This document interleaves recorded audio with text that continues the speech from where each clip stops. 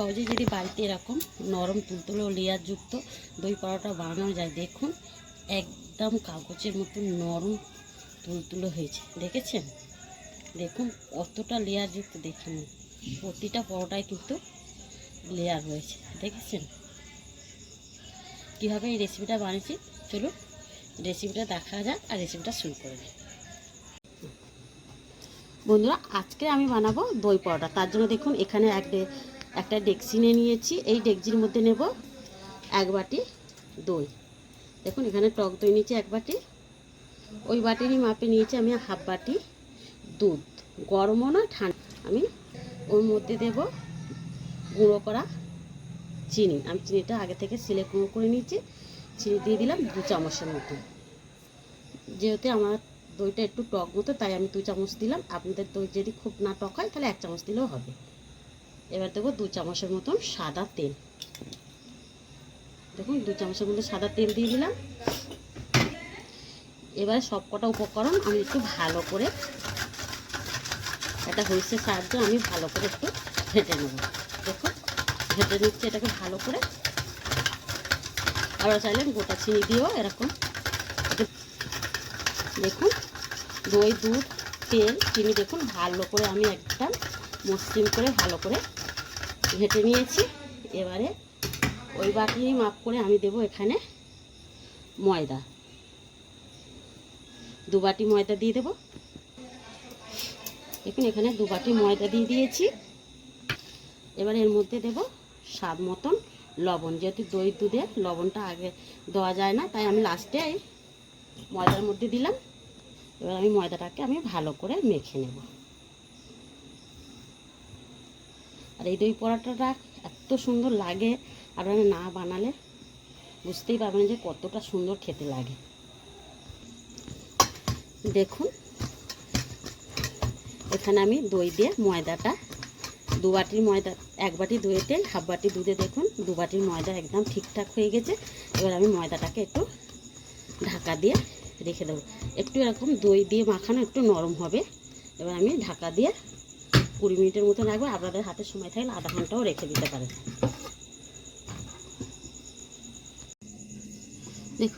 দেখুন এখানে আমি 20 মিনিট পরে ফিরে এসেছি।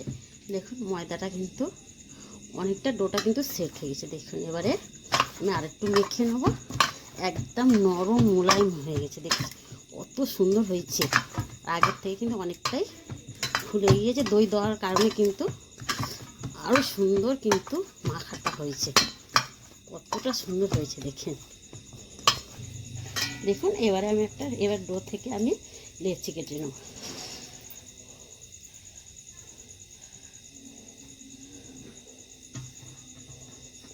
আমি এরকম সাইজের লেচিগুলো কেটে নিচ্ছি।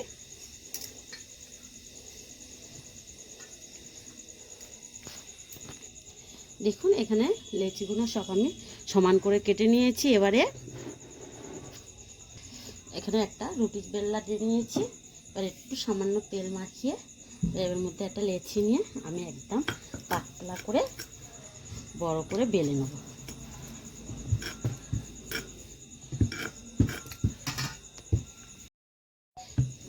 দেখুন এখানে পরোটাটা আমি পুরো পাতলা করে পুরো চাটুটা ভর্তি করে আমি বেলে নিচ্ছি। একদম বড় করে গাড়ি করে গেছি, আধ ঘন্টা লেগেছে। খেতে দিয়েছিস তো?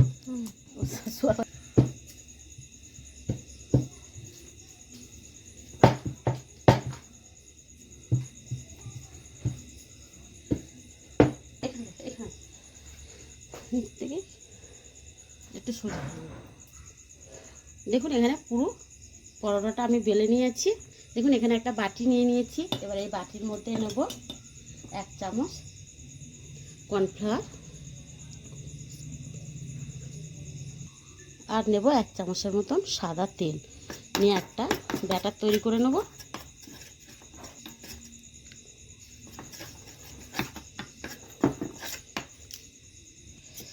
আপনারা কিন্তু এই ব্যাটারটা কর্নফ্লাওয়ার না থাকলে ময়দা দিয়েও করে নিতে পারেন। দেখুন এবার ব্যাটার তৈরি হয়ে গেছে। দেখুন যে বেলে রেখেছি একটা রুটি, ওর মধ্যেই সামান্য দিয়ে দিলাম। এবার চারিদিকটা আমি অল্প করে দিলেই হবে, চারিদিকটা মাখিয়ে নেব হাত দিয়ে।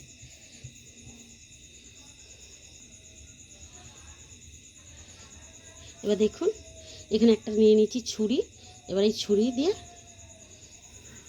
কেটে নেব। পুরো কিন্তু কাটবো না, এই ঘুরিয়ে ঘুরিয়ে আমি কাটবো।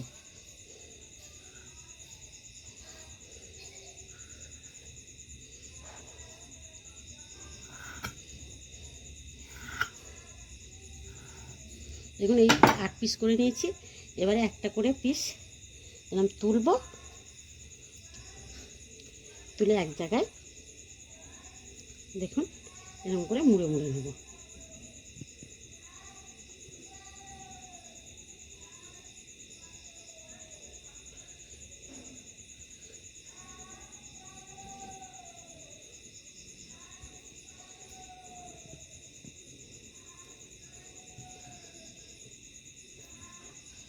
দেখুন মোড়া হয়ে গেছে। এবারে এটাকে ধরে আবার আমি একটা লেচির মতন করে নেব।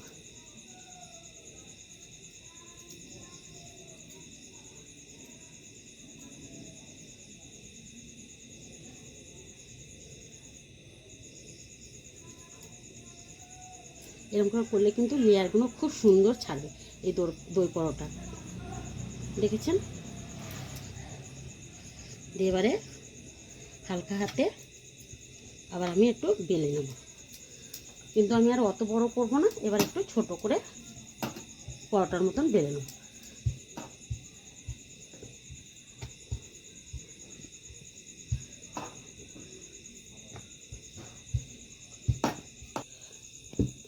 দেখুন এখানে আমি এরকম গোল করে দেখুন মোটা করে আমি বেলে নিয়েছি, ঠিক এরকমই সাইজে হবে। এবারে এরকম করে প্রত্যেকটা পরোটা আমি কিন্তু বেলে নেব। দেখুন এখানে আমি একটা ফ্রাই প্যান বসিয়ে দিয়েছি। এবারে গ্যাসের আঁচটা কিন্তু আমি লো মিডিয়ামে রেখেছি, একদম হাইও রাখিনি, একদম লো রাখিনি। এখন এখানে দেখুন পরোটাটা এপিটে পিটে উল্টে দিয়ে সামান্য দেবো 1 চামচের মতন তেল।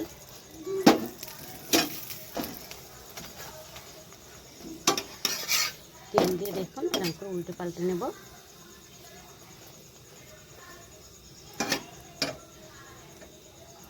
দেখুন পরোটাগুলো কীরকম কত সুন্দর ফুলছে দেখছেন।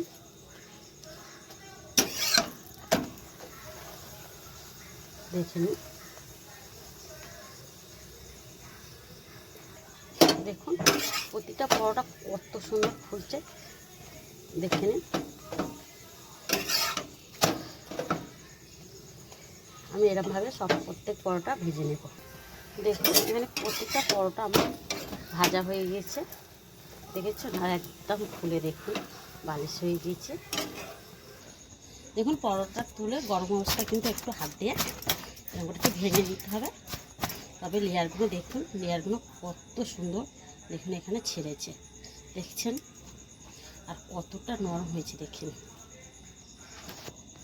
দেখুন এখানে সব কটা আবার রেডি হয়ে গিয়েছে।